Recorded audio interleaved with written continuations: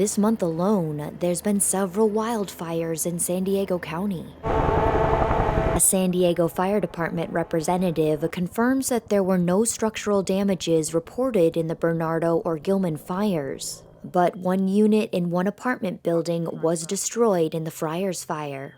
Gilberto Vera with Legal Aid Society of San Diego says the first thing a renter should do if their home is affected by a natural disaster like wildfire is contact their landlord and be checking in with just the fire department and local code enforcement on whether it's safe to even go back into the property, depending on the extent of the damage, would be a very good first step. if a renter's home is uninhabitable due to a wildfire, Vera explains under contract law, the lease agreement no longer exists. That could mean that the contract has essentially automatically terminated because the property is completely destroyed.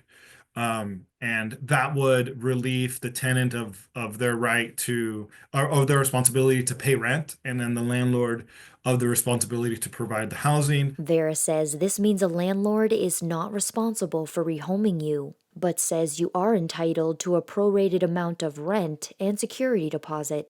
What should be returned to them, in full, except maybe if they owed any rent or fees from a prior period, but the landlord should not retain any of the security deposit for any damages caused by the fire. California Department of Insurance Deputy Commissioner Tony Signorelli says if your personal property is even partially damaged due to wildfire, then you should file a claim with your renter's insurance company. Let them come in, take a look, evaluate, whether there's a claim here for remediation, to a larger degree. Signorelli says most renters' insurance coverage applies to personal property, but it also may cover other expenses. It will pay for additional living expenses to relocate you, temporary living, for a certain period of time.